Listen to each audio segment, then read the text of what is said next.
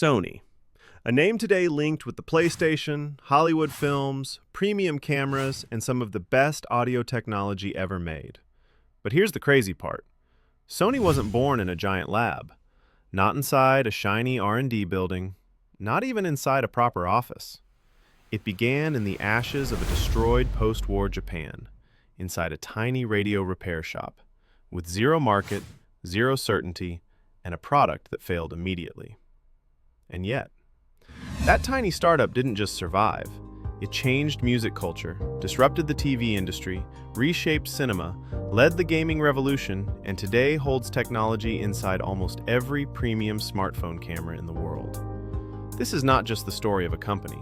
It's the story of how innovation, timing, and refusing to quit turned an idea into an empire. So sit back, because this journey gets wild. And hey, if along the way you feel inspired and want to grab PlayStation gear or Sony headphones, check the description. Tokyo, 1946. Everything was destroyed. Everything. Economy. Hope. But in a damaged department store, Masaru Ibuka, a brilliant engineer, set up a tiny radio repair shop. Soon, he was joined by Akio Morita, a visionary businessman with the mindset of, Japan may be broken, but its future can be built. Together, they founded Tokyo Tsushin Kogyo, later renamed Sony. Their first invention was a rice cooker, but the execution wasn't perfect. The cooker didn't regulate heat properly. Some batches of rice came out soggy, others burned and stuck to the bottom. Customers didn't trust it, and stores didn't want to stock it. Sales were disappointing, and the product quietly disappeared. Most startups would have quit. But Ibuka and Morita weren't building products, they were building belief. Their breakthrough arrived in the 1950s. In the early 1950s, Ibuka secured a license for a new and powerful invention from Bell Labs, the transistor. At that time, the United States mainly used transistors for military communication, heavy, serious, government-grade equipment. But Sony looked at the same technology and asked a different question. What if this could be used not for war, but for everyday life? That single shift in perspective sparked a revolutionary idea, a radio small enough to fit in someone's pocket. And in 1955, that idea became reality, Japan's first transistor radio. Lightweight, portable, and unlike anything the market had seen, it captured not just consumers, but culture. And suddenly, Sony wasn't just a small repair shop. Sony became a company with global ambition. In 1958, the world finally heard the name Sony, a short, simple, global identity designed not just for Japan, but for the world. What came next wasn't just another invention, it was a product that would completely redefine how people experienced entertainment, not in homes, not in theaters, but everywhere they went. And that breakthrough would turn Sony into a global phenomenon. Chapter 2. Innovation Machine. The Rise. The 1960s to 1980s were not just years of product launches for Sony. They were years where the company shaped global culture and identity. Sony was no longer merely producing electronics. Sony was redefining how the world interacted with sound, entertainment, and technology itself. One of the first major milestones of this era arrived in 1968, with the introduction of the Trinitron color television. Now, televisions already existed, but Trinitron wasn't just another screen. It was a breakthrough in engineering, the kind of innovation that felt almost futuristic at the time. Colors appeared richer, sharper, and far more natural than anything consumers had ever seen. The technology was so revolutionary that it earned Sony the 1973 Emmy Award for Outstanding Engineering. For many households, buying a Trinitron wasn't just a purchase, it was a statement, a declaration that they wanted the best technology available, even if it meant paying more. Sony was no longer competing, Sony was leading. But if Trinitron made Sony a respected name in electronics, what came next made Sony a part of people's identity, their lifestyle. In 1979, Sony released a small device that didn't just change the company, it changed human behavior. The Walkman. Until that moment, music was tied to spaces, living rooms, parties, cars. Music was shared, experienced collectively. But the Walkman allowed something radically different: private listening. It gave people the freedom to take music anywhere, on runs, bus rides, late-night study sessions, walks through the city, or quiet moments alone.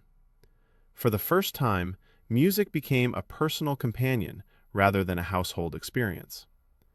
There were initial doubts. Some executives questioned whether anyone would want a music device just for listening, alone. But the Walkman didn't just sell, it exploded. The design became iconic. The blue and silver casing, the orange foam headphones, the physical click of the play button. These were symbols of youth, freedom, and identity. And soon, the Walkman wasn't just a gadget. It was a movement, a cultural revolution. The world no longer listened to music. The world lived with music. Sony's innovation defined a generation and cemented its reputation as a pioneer of personal entertainment.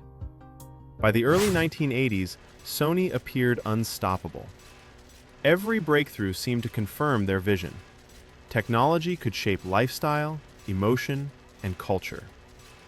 But behind the rising global success, a quiet storm was forming. Because Sony's next invention wasn't just a product, it was a technological gamble, one that would pull the company into one of the biggest format wars in tech history. A battle where brilliance alone would not guarantee victory. Chapter 3: Competition, Failure, and Chaos. Sony entered the 1990s with extraordinary confidence, the kind that comes from decades of innovation, cultural influence, and global dominance. The Walkman ruled portable music, Trinitron was the gold standard of television, and Sony was seen not just as a company, but as the future of consumer technology. But sometimes, confidence has a shadow. Sony believed deeply in a home video technology they developed called Betamax. Betamax was a home video recording tape format that allowed people to record TV shows and movies at home, like having your own personal broadcast library. Technically stunning, compact, and crystal clear compared to anything else at that time. The picture quality was sharper, the build felt premium, and the engineering was undeniably ahead of its time. Sony was convinced that superior technology would naturally win. But technology alone doesn't always decide the market. Their competitor, VHS, did something Sony underestimated. It focused on accessibility. VHS tapes were cheaper to produce. Manufacturers across the world were allowed to license the format, and movie studios found it easier and more lucrative to distribute content on VHS. So while Sony stood firm on its premium vision, VHS quietly spread through living rooms around the world. And slowly, painfully slowly, Sony realized it wasn't just competing in a product category, it was losing a cultural standard. The Betamax failure wasn't just a business loss. It became a symbol, a reminder that even giants can misread consumer behavior. But the challenges didn't stop there. As the 1990s continued, the tech landscape shifted rapidly. Korean manufacturers like Samsung and LG moved aggressively, offering competitive products at lower prices. Sony's mobile phone ventures struggled to find identity or momentum. Some new formats failed to gain traction, leading to confusion and fragmentation in Sony's ecosystem. Internally, the company wasn't aligned. There were too many competing divisions, too many separate visions, and decision-making slowed down under its own weight. What once made Sony unstoppable, its engineering pride and independence, now made it rigid and slow to adapt. For the first time in decades, Sony's future didn't look inevitable. Investors began questioning leadership. Media outlets speculated whether Sony had lost its innovative spark. Employees whispered fears that the company once seen as invincible might be heading toward decline. It felt like the story was shifting from a company rewriting the future to a company struggling to survive it. But in the midst of all the frustration, uncertainty, and corporate pressure, something unexpected was happening inside a small internal division. A project many executives initially dismissed. a project that didn't fit neatly into Sony's identity at the time.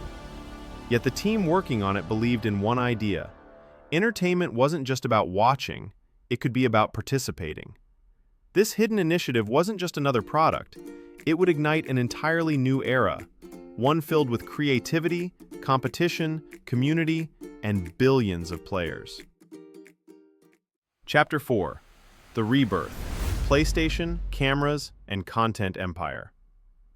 In 1994, Sony released something the world didn't fully understand at first, but gamers felt it instantly: the first PlayStation. It wasn't just another console, it was faster. It had 3D graphics no one had ever experienced at home. And most importantly, it welcomed developers with open arms instead of restrictions. Gamers loved it, because it felt like the future. Developers loved it, because Sony gave them freedom to create. And the world loved it, because it made gaming mainstream, not just a hobby. Then came its successor, the PlayStation 2, and history was rewritten. The PS2 didn't just succeed, it became the best-selling gaming console of all time, shaping childhoods, culture, and an entire generation of entertainment. But the rebirth wasn't limited to gaming. Sony understood something deeper. Entertainment wasn't a product, it was an ecosystem. Sony acquired Columbia Pictures, stepping boldly into Hollywood and storytelling. Sony expanded and strengthened its music label, signing global artists and shaping modern music culture. And quietly, almost invisibly, Sony refined a technology that would become its hidden superpower: camera imaging sensors. Today, most flagship smartphones, including competitors like Apple, Xiaomi, and Samsung, rely on Sony's camera technology. Sony was building a future where content, hardware, software, and creativity would feed into each other, forming a single, unstoppable revenue engine. By 2020, the identity of the company had changed forever. Sony wasn't just an electronics manufacturer anymore. Sony was a multiverse of entertainment: gaming, movies, music, sensors, and cinematic technology. All connected, all powerful, all global. But now comes the question that every giant eventually faces. Where is Sony today? Is it still pushing boundaries? Still leading industries? Because in business, the past is never a guarantee. Chapter 5: The Sony Empire Today, 2020s and Beyond. Today, Sony operates not as a single company, but as a network of powerful ecosystems working together, each branch strengthening the others like an interconnected creative machine. Game and Network Services, PlayStation. Nearly $31 billion. This division isn't just selling consoles, it's building universes. With exclusive titles, online multiplayer systems, in-game purchases, and a thriving digital storefront, Sony transformed gaming from a one-time purchase into a continuous entertainment service. Every update, every new release, every subscription renews loyalty and revenue. Entertainment technology: TVs, headphones, cameras. Around $15.5 billion. From cutting-edge Bravia displays to noise-canceling industry standards like the WH-1000XM series, Sony isn't chasing trends, it's setting benchmarks. These devices aren't just tech products. They're tools that shape how people watch movies, listen to music, and record their life. Sony Music, nearly $12.3 billion. Home to legendary artists, rising stars, and cultural movements, this isn't just a record label. It's a musical ecosystem where artists create, distribute, monetize, and protect their work under one global umbrella. Sony Pictures, nearly $9.9 billion.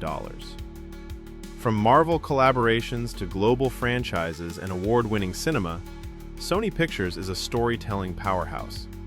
Each movie, each show, each character feeds merchandise, licensing, streaming, and sometimes future games. Imaging and Sensing Solutions, around $12.3 billion. This is Sony's silent giant, the hidden technology inside countless flagship smartphones and professional cameras. Even companies competing against Sony rely on Sony's sensors to create their images. It's influence you can't see, but can't avoid. Financial services, about $6.2 billion. Altogether, these divisions generate nearly $99 billion in annual revenue, proof that Sony is no longer defined by a single product or industry. And just like Walmart transformed retail into a massive operating ecosystem, for a deeper dive into another industry giant, you can find my full Walmart analysis in the description. Sony transformed entertainment into a world where hardware, content, and technology no longer stand alone. They work together. So, what did Sony teach the world? That innovation isn't about being perfect. It's about being bold enough to try, fail, learn, and try again. From a broken workshop in war-torn Tokyo to shaping how we listen, watch, game, and create, Sony proved one truth. When you refuse to quit, you don't just build products, you build history. If you enjoyed this breakdown, hit like, share, and subscribe to support the channel. And hey, if you're planning to buy a PlayStation or Sony headphones, links are waiting for you in the description. Thanks for watching.